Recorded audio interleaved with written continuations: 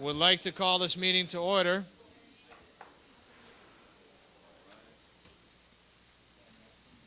At this time, I'd like to call the meeting to order, and we're going to ask, let's see, how about Councilman Perkins to lead us in the Pledge of Allegiance. Councilman?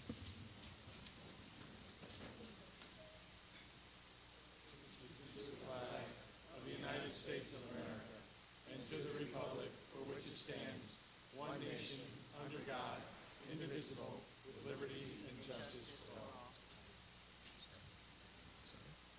And I'd like to ask Councilman Sadi to please lead us in prayer. Father, we seek your guidance in the business that is before us. Planning for the future, give us vision. In matters of finance, give us responsibility. Dealing with people, give us compassion. Help us, whatever our settings and circumstances in all things. Where there is weakness, give us strength.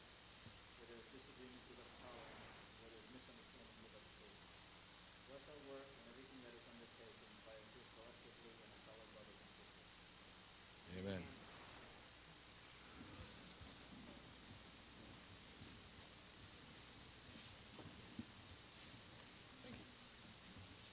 Will the clerk please call the roll?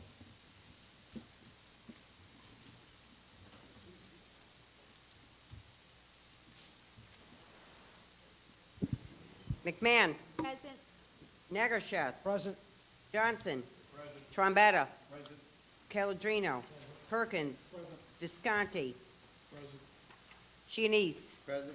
Esposito. Present. Sadi. Present. Cavo. Botello. Diggs. Teicholz. Arconti. Curran. Knapp. Levy. Riley. Seabury. Stanley. There being 20 present, one absent, please let the record reflect that Councilman Seabury is out with an illness tonight, and we wish him a speedy recovery. He had a one-day surgery that turned into more than 1 day, but he's going to be fine. With that, the first 30 minutes of each council meeting are reserved for public speaking. I'd like to ask any member of the public that wishes to address the council this evening, please come forward. You must be a resident and or taxpayer of the city of Danbury, and you must want to speak about an item that is specifically on the agenda tonight. With that, is there any member of the public that wishes to address the council this evening? Any member of the public that wishes to address the council this evening? Seeing none, we'll move on then with our regular scheduled meeting. I do have a number of announcements that I'd just like to review with the council very quickly. On March 13th, Charlie Trombetta turns 47. Congratulations, Charlie. All the best to you and yours. Colleen Stanley on March 25th turned 17. What a great age, huh? Yeah, what a great age. Councilman Riley turns 32 on March the 27th. Congratulations. I believe that Mr. and Mrs. Arcani had a wedding anniversary on March the 1st. Congratulations, Bob, to you and Carol. Last night was Mr. and Mrs. Stanley's wedding anniversary. Congratulations, Bill, if you're watching. Good job. And on March 23rd, Mr. and Mrs. Johnson's wedding anniversary. Congratulations. There are a number of other items that you'll see on the agenda, or excuse me, on the calendar that's in front of you. These are by no means not the only ones. A couple of highlights will be the annual flag raising ceremony for St. Patrick's Day. That's on March the 17th. Okay, Sean. We all know where your sentiments lie. Thank you. In addition to that, on the 16th is the AOH, it's the annual St. Patrick's Day Parade. Congratulations. Yes, Sean. Starts at 2 p.m. at the War Memorial parking lot. We do step off right at 2 p.m., Council, so we ask that you be there, and then we retire to the AOH for some corned beef and cabbage and some general celebrations. Beyond that, they're all another great event is the 7th Annual Western Connecticut Prayer Breakfast. That's on March 13th, and that's at the Amber Room that routinely sells out. So I would try to get in there and get your tickets as fast as possible. City Hall is closed on March the 21st, Good Friday, just to let you know that.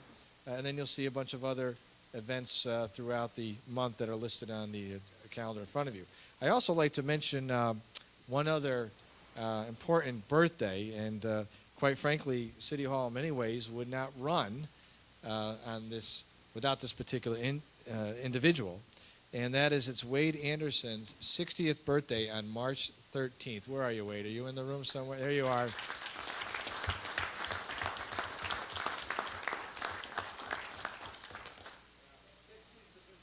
'60 is the new 40. And Wade, many happy returns to you. I was asked specifically to embarrass you publicly by your wife, but I won't go there. And we thanks for everything you do for this. Thanks for everything you do for the city of Danbury. We really appreciate it, and keep up the good work in our data processing division. Okay. That concludes the announcements for this evening, ladies and gentlemen of the council. We'll move on with the first item on the agenda. Madam Clerk, item 1, please. Communication, appointments to the Danbury Museum. Excuse me, let me just say, Mr. President, let's do, excuse me, Mr. Majority Leader's not here. Mrs. Teicholz, would you like to do the consent calendar? Thank you, Your Honor. Counsel. Consent calendar, March 4th, 2008. Number 4, receive the communication and direct the engineering department to prepare preliminary assessments for a mail survey. Number 5, receive the communication and adopt the resolution to authorize Mayor Mark D. Boughton or Scott Leroy to accept additional funding for the WIC program and execute all contracts, agreements, or amendments, and to take all actions necessary to effectuate purposes thereof.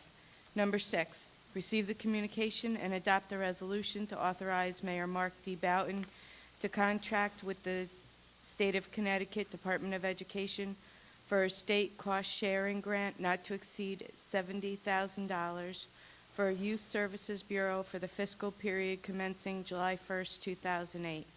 Number 7, receive the communication and adopt a resolution to authorize the Corporation Council of the City of Danbury to acquire 2 easements from STLJ LLC and Maybrook Railroad Company, either by negotiation or eminent domain.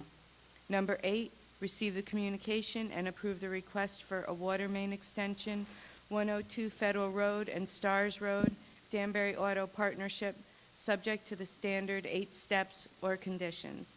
Number 9, receive the communication and approve the request for water extension for Shelter Rock Business Center, LLC, 22 Shelter Rock Lane, subject to the standard 8 steps/conditions. Thank you, Mrs. Teicholz. What's your pleasure, counsel? Councilman Cavo. Thank you, Your Honor. At this time, I'd like to make a motion that we accept the consent calendar as presented. Second. Motion made and seconded by Councilman Negreseth. Is there any changes to the consent calendar as presented? Seeing none, then I'll try your minds. All those in favor of adopting the consent calendar, please signify by saying aye. All opposed signify by saying nay. Ayes have it. Motion carries unanimously. Mr. President, the minutes, please. Thank you, Your Honor. At this time, I'd like to make a motion that because the city clerk has the minutes on file in her office and all the members here present have received copies, that we waive the reading of the minutes this evening. Second. Motion made and seconded by Councilman Perkins to waive the reading of the minutes since all members have copy. Are there any deletions, corrections, or additions to the minutes as presented? Seeing none, then I'll try your minds on their acceptance. All those in favor, please signify by saying aye. Aye. All opposed signify by saying nay. Ayes have it. Motion carries unanimously. Okay, now we'll go to item 1. My apologies, counsel. Madam Clerk, item 1, please. Communication, appointments to the Danbury Museum and Historical Society. Dear Common Council members, I hereby submit for your confirmation the appointment of the following individuals to serve as members of the Danbury Museum and Historical Society Authority. Michael Callis, 99 Chambers Road, term to expire March 1st, 2011. Ann Harrigan, 17 Richter Drive, term expire March 1st to 2010. Barbara Roslin, 98 West Reading Road, term expired March 1st, 2009. Ellen Blum, 200 Middle River Road, term expires March 1st, 2011. Kay Schreiber, 125 South King Street, term expires March 1st, 2010. Michael McLaughlin, 47 West Worcester Street, term expires March 1st, 2011. Robert Young, 18 Golden Hill Road, term expires March 1st, 2009. I also submit for your confirmation the appointment of the following individual to serve as an alternate member of the Danbury Museum and Historical Society Authority.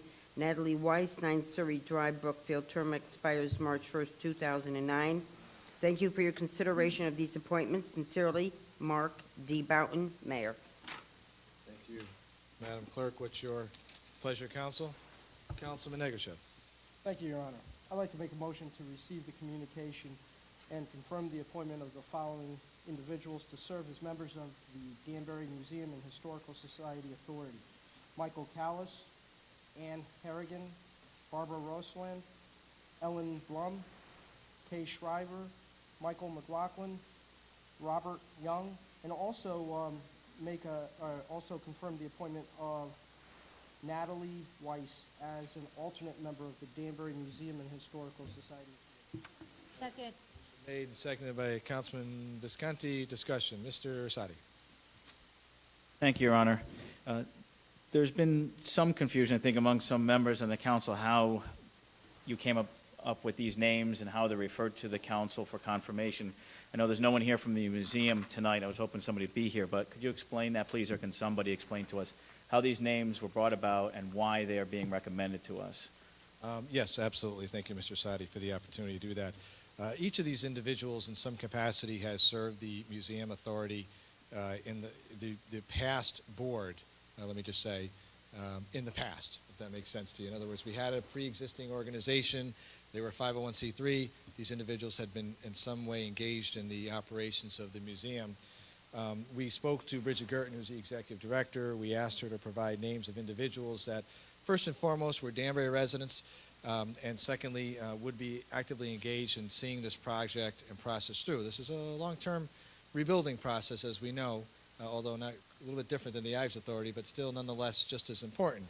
The final individual that's listed on there, Natalie Weiss from Brookfield, is the regional director for the Daughters of American Revolution. There are actually two members of the Daughters of American Revolution that are on here. One is Barbara Roseland from 98 West Reading Road, and Natalie Weiss. And the reason that they're there is in the past, there have always been two representatives from the DAR in the old organization on the old board.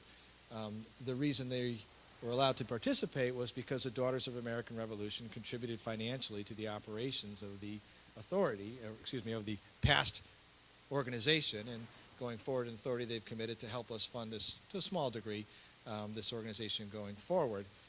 And so that was one of the reasons why they were engaged. In addition to that, obviously the DAR brings in a lot of other resources to the table in terms of managing the operations of the museum and conducting the events that go on at the museum in of itself.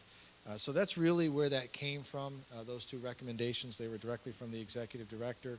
Certainly if council is concerned about somebody serving on the authority who is not from Danbury, my suggestion, if it's the will of the council, Willie, that you could remove her name if you so want to do that. I think it would be a mistake simply because these individuals have been helping this organization move forward. They're interested in doing it.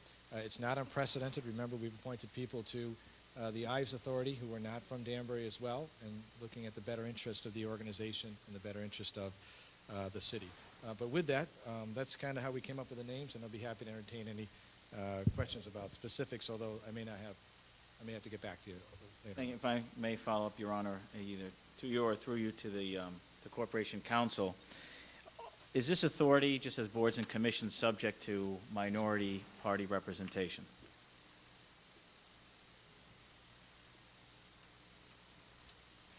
Yes. And just to confirm, I know normally in these types of communications we have the party indicated next to the name, and not that it really matters, but just to make sure that these individuals would conform with that statutory requirement so we don't find ourselves in the position of being out of whack with the statute. We did verify everybody's party enrollment, and we conform with the minority party rules. Thank you. Thank you, Your Honor. Thank you. Counselor? Further discussion. Mr. Levy. Thank you, Your Honor. I think I raised this question originally when I saw the Brookfield resident, and I know probably all of the members that have been recommended, and these are all excellent, substantial members of our community. But I was a little bit taken with the fact that a Brookfield resident was necessary in that we have over 80,000 people that live in the city of Danbury, And when I looked at the local chapter of the DAR, I recognized that three of the individuals live in Danbury. One unaffiliated, two Republicans. One of them is the vice regent as well, who is listed as the second member, Barbara Rosenlin. And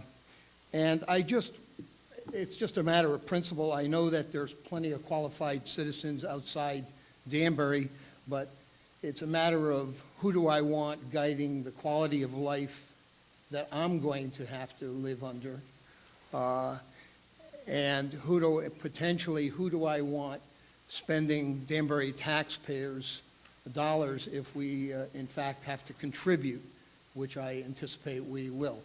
And I understand the financial position of the museum, and I think it was the best thing to do to create this authority, and I understand that within the ordinance, it does not require a DAR member, as I was informed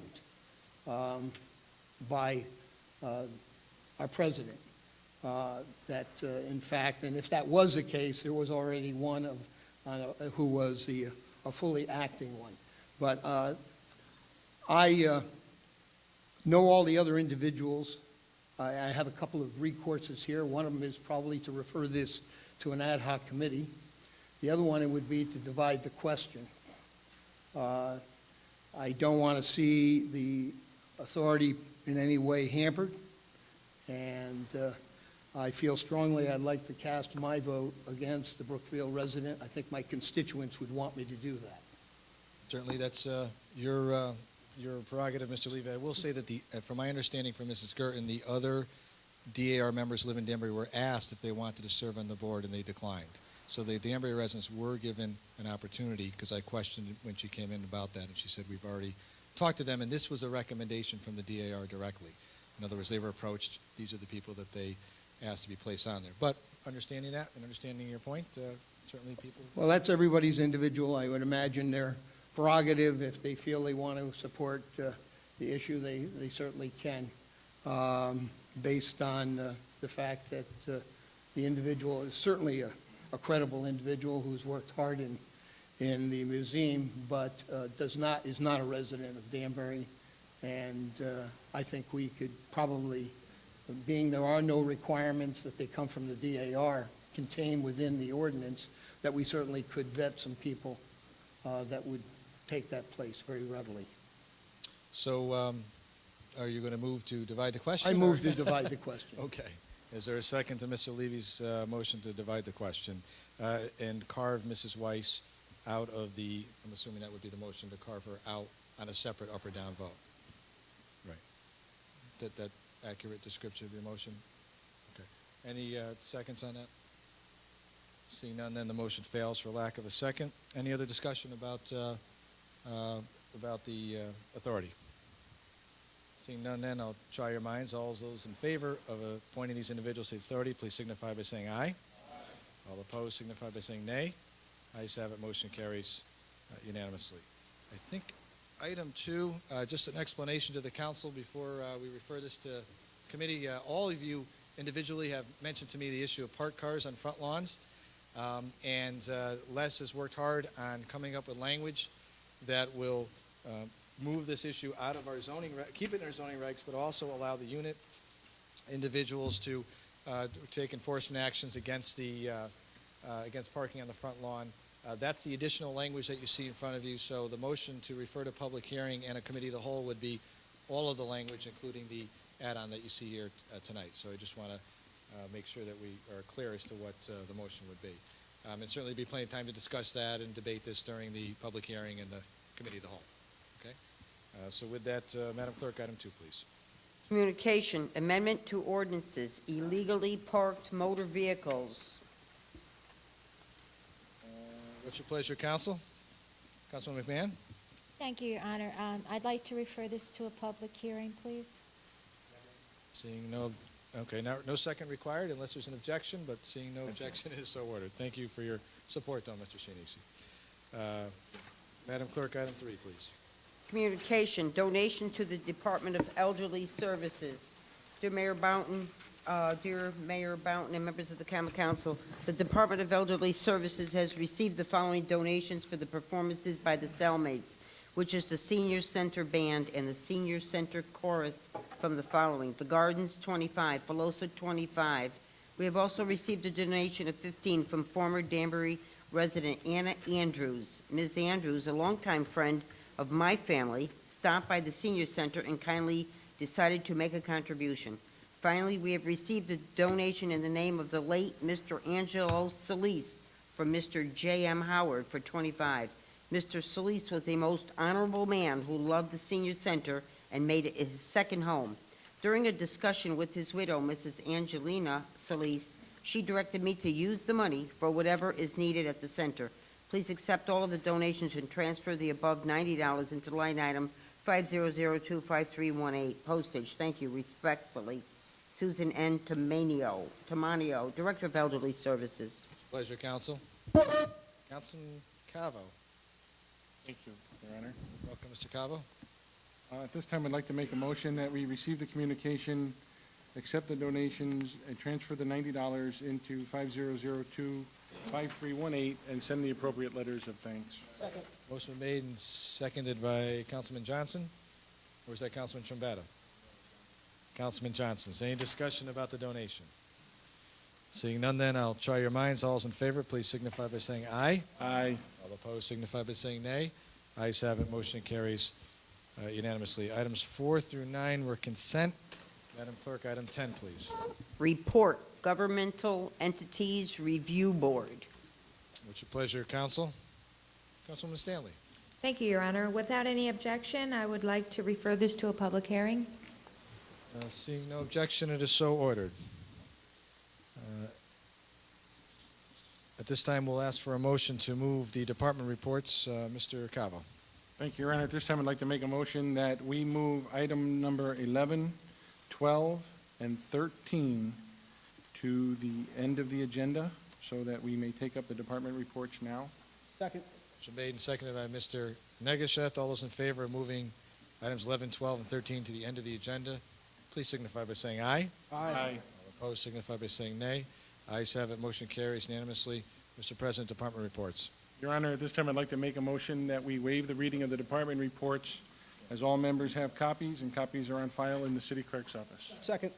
Motion made and seconded by Mr. Perkins. Discussion on the department reports.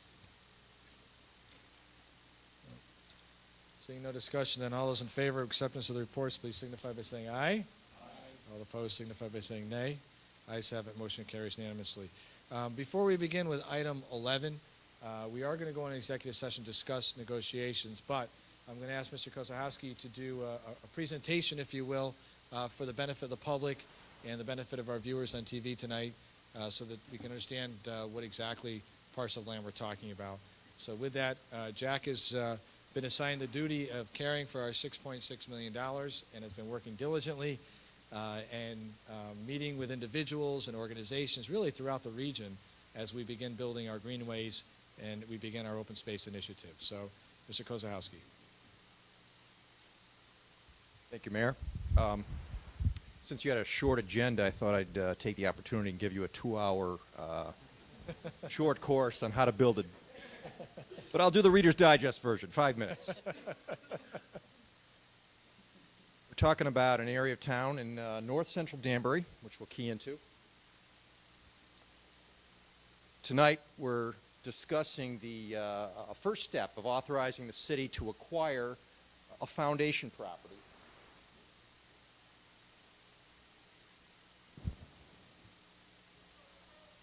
One that I'm going to refer to as Padnaram Brook South.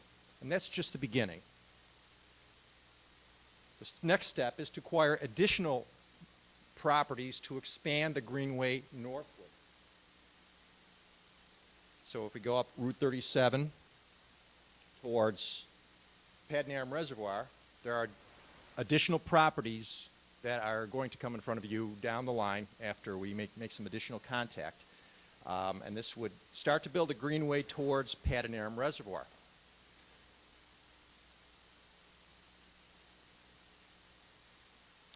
The third and final step is to construct the Greenway Trail.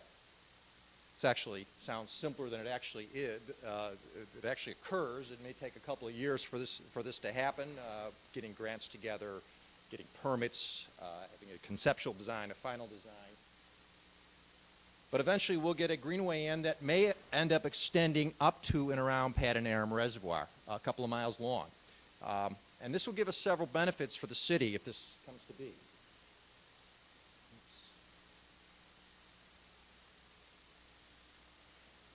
First benefit is it's going to create the first significant green space in this part of town. This part of Danbury, as you know, is subject to a lot of intensive development pressures. So we'll lock away some green area.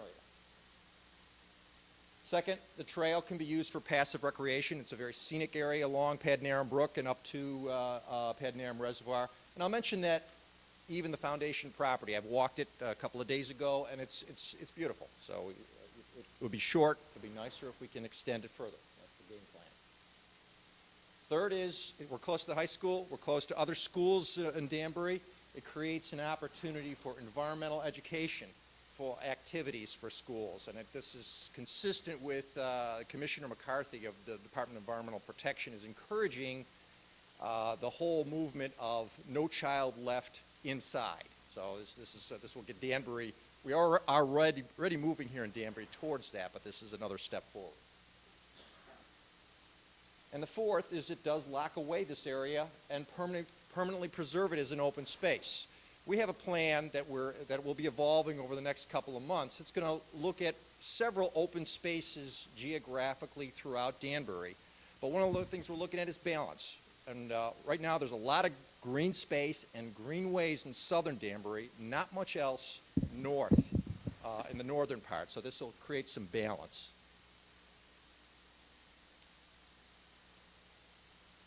And step one, what we're here tonight, is to lock away that first foundation piece, what I call Padanaram South, 9.27 acres. And that's it, unless you have questions.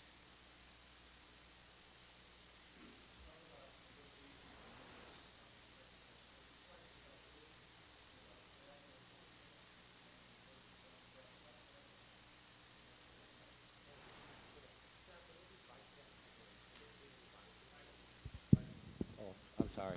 Could they do any bicycle riding along that path? That could happen in the future. The path is, there's a lot of wetlands in the path, so we have to work with the Environmental Impact Commission. We have to design it sensitively. And there's a big difference in cost between a walking path and a bicycle path. Nonetheless, it's a good idea because the 2002 Plan of Conservation and Development encourages bicycle paths in this area linking up to the east side of Marjorie Reservoir. Thank you, Jack. Thank you, Your Honor. How many acres is that first plot that you described? 9.27. You said significantly wetlands? It's partially wetlands, mostly the corridor by the brook itself, but it's not all wetlands. So that certainly is conducive to trail development.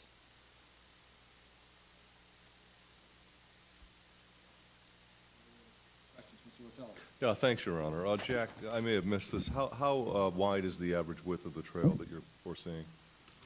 Greenway trails are generally minimum of 25 feet, and that includes, the path itself is 3 foot long, but we like to have a maintenance corridor of 10 to 25 feet for easy keeping it clear. So you would have plenty of room for a bike path and a walking path? Oh, yes, you could. I mean, the walking path is very, well, I'm not going to say it's easy, but it's more straightforward than actually adding a surface for bicycling. Yeah, the thing that bothers me sometimes, you build a bike path and everybody uses it, and there's a conflict between pedestrians and bicyclists. But if it's 25 feet wide, you could have a bike path and a hiking trail next to it. You could do something like that. Yeah. That's exactly why 25 feet is what I look at, because it gives us the opportunity to have a bike path without interference. Right. Thank you. Questions? Mr. Levy. Jack, I'm in favor of buying that property there, that's for sure. But it's a drainage area for starting up at Clapboard Ridge coming down. in that whole basin where it used to be, I think Nick Attic at one time was developing that property. That's not the attic property. Not. Will that prevent in any way future development, through the chair, of course, future development of that retention area that now exists?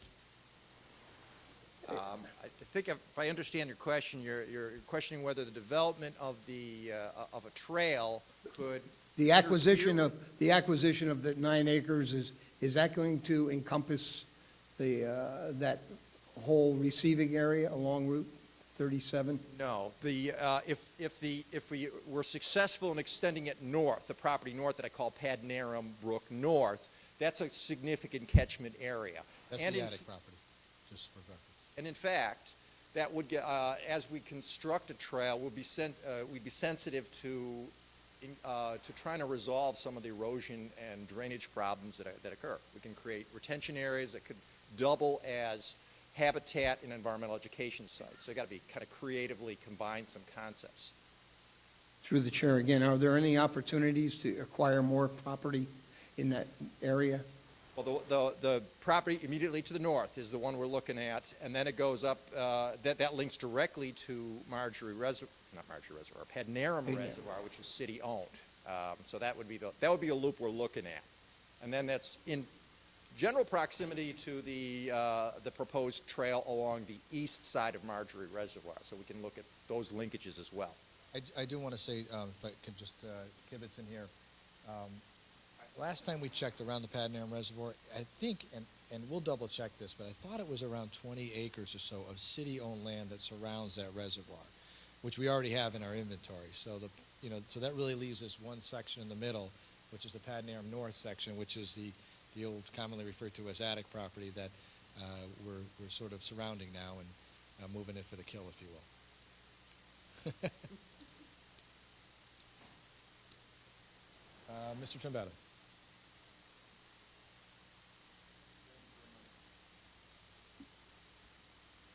Thank you, Your Honor. Jack, if we do a bike trail or a walking trail and starting on the southern portion of Route 37, will there be any access for parking for people to actually park their vehicles and get out and do the walking, or handicap accessible? Absolutely. When you design a greenway, whether it's just a walking trail or environmental education site or a bike trail, you have to build in parking. I think the southern foundation piece offers the best opportunity for that. And there's also a city-owned piece with a bridge, near the bridge, that we could look at as well.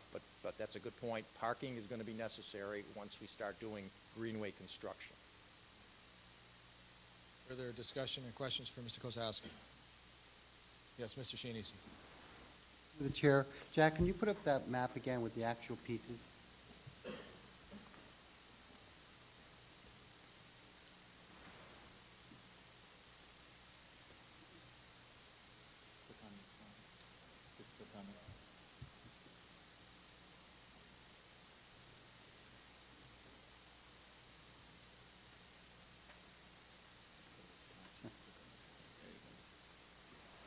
Now, the piece we're talking tonight, I guess the northern piece, that's the piece on down there? Can you point to that piece?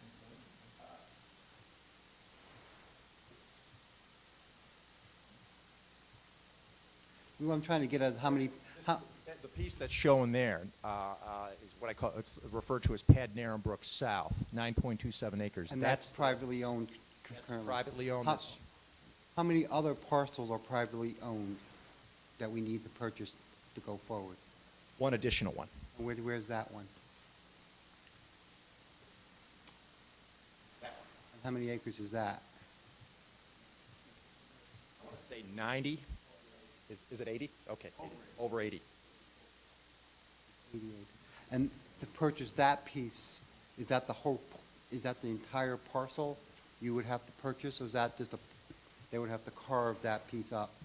I think we're looking at the whole purchase, but in order the trail itself really would hug the the east side by the brook and by the road. That's the 80 acres.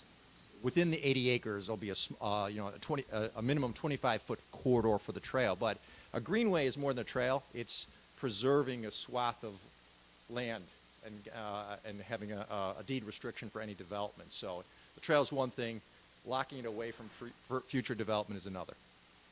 So the next piece, which, again to the chair, the next piece we would have to purchase is that middle section, and that's over, what, 100 acres? in total? Over 80 acres. Over 80 acres. Now, what's the odds of us, what happens if we don't be able to purchase that piece? You would only have the Greenway on the southern site, and I've been on the site. It's a nice area. We can creatively do some environmental education sites, some wetland restorations and enhancements. Obviously, it'd be better if we had the whole 9 plus 80, but we can do something with just Padnaram Brook South. Further discussion? Okay, thank you, Mr. Kozowski. We're going to ask that you stay for the executive session, and at this time we'll entertain a motion to move into executive session. Mr. Cavo? Yes, sir. All right, at this time, I'd like to make a motion that we move into, Motion we made make a motion that we move into executive session, on items 11, 12 and 13. 11, 12, and 13. So we're going to do them consecutive, so we don't have to keep coming out and going back in. And then we'll make the motions at the end. Any discussion? All those in favor signify by saying aye. Aye. Opposed? I'm going to ask Mr. Idrola, Mr. St. Hilaire, Mr. Garrick, Mr. Yaman, Mr. Alpern, Mr. Estefan, Mr. Kaplanis to remain. The rest of you are free to go.